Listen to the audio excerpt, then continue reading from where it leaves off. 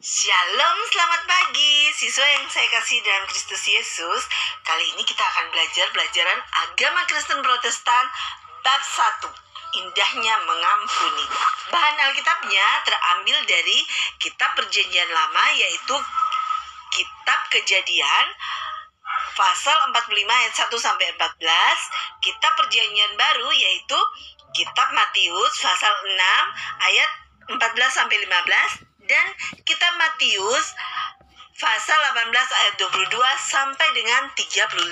Namun sebelumnya mari kita berdoa. Kita berdoa.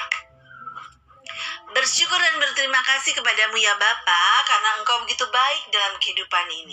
Saat ini kami mau belajar Tuhan, biarlah Roh Kudus ada bersama-sama dengan kami, sehingga kami mengerti pelajaran kami di saat ini. Haleluya, amin. Siswa yang saya kasih dalam Kristus Yesus, apakah kamu pernah mendengar nama Nelson Mandela?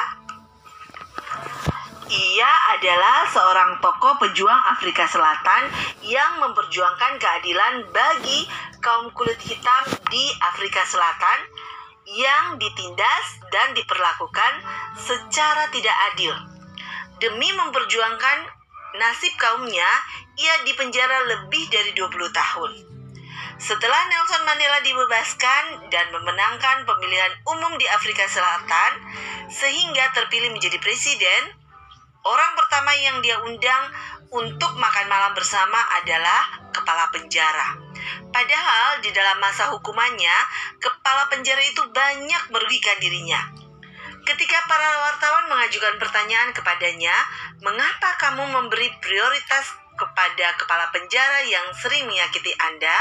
Maka jawab Mandela, kamu harus terlebih dahulu mengampuni seseorang yang berada di dekatmu dan yang paling banyak menyakitimu. Jika kamu mampu melakukannya, kamu dapat mengampuni semua orang yang melakukan kejahatan kepadamu. Mengampuni berarti membebaskan diri dari kebencian dan membiarkan perasaan damai sejahtera menguasai hatimu. Siswa yang saya kasihi, sikap yang luar biasa bukan? Pernahkah kamu mengampuni atau diampuni seseorang? Coba kalian ceritakan pengalaman kalian kepada ibu lewat video-video ya. Nanti kalian kirim di YouTube atau kirim di WA ibu. Kalian cerita pengalaman kalian, bagaimana kalian mau mengampuni orang yang paling dekat dengan kamu dan yang paling sering menyakiti kamu. Kita lanjut ya siswa. Mengampuni artinya kita memaafkan seseorang atas kesalahan yang dilakukannya dan tidak mengungkit kesalahan itu lagi. Pada kenyataannya, cukup sulit untuk melakukannya. Mengapa? Karena setiap orang memiliki sifat egois atau keakuan yang cenderung menempatkan dirinya sebagai orang yang paling benar, sedangkan orang lain selalu menjadi pihak yang salah. Mengapa demikian? Karena kita selalu tergoda untuk hanya melihat ke dalam diri kita saja. Kita berpikir dari sudut diri kita sendiri dan lupa untuk berpikir dari sudut orang lain. Contohnya, jika terjadi masalah atau pertikaian dengan teman, kita cenderung menyalahkan teman tanpa mau bersusah payah mencari tahu mengapa dia marah kepada kita. Kemungkinan ada perbuatan kita yang tidak berkenan baginya.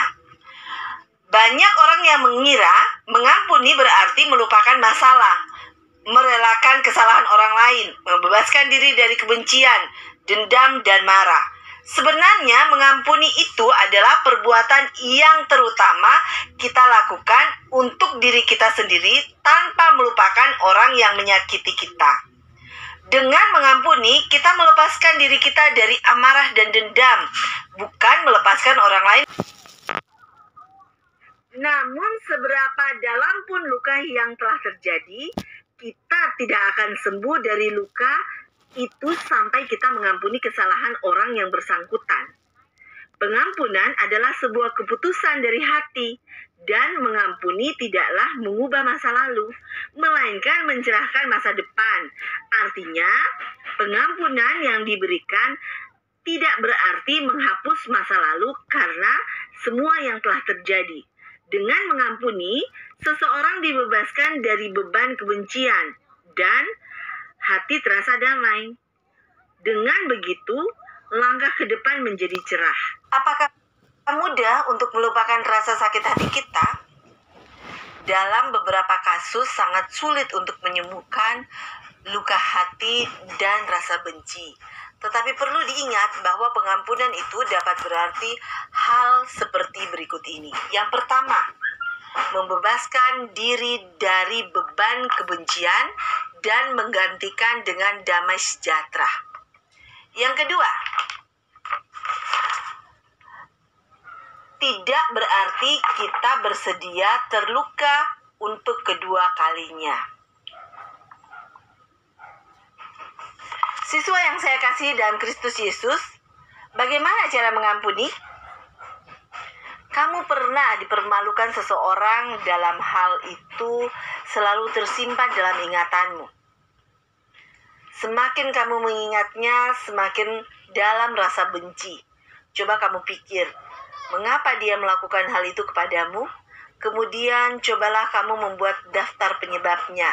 Misalnya, kamu pintar dan tekun belajar, atau karena kamu cenderung tidak mau bergaul sehingga teman-teman memiliki pemahaman yang salah tentang dirimu.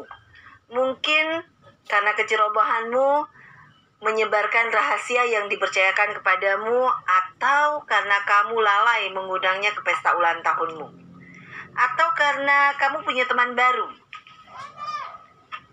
Jika dirunut, selalu ada hubungan sebab akibat dalam rusaknya hubungan yang berakhir dengan pertengkaran dan kebencian yang mendalam.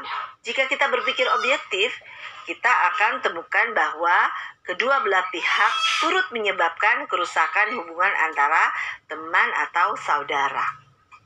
Dalam kisah Yusuf dan saudara-saudaranya, ia sadar bahwa dahulu ayahnya terlalu mencintai dan mengistimewakan dirinya.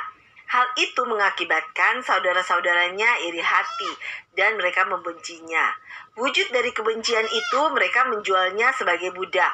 Namun, dia tidak membenci mereka, tetapi justru Yusuf juga tidak secara otomatis mengampuni saudara-saudaranya.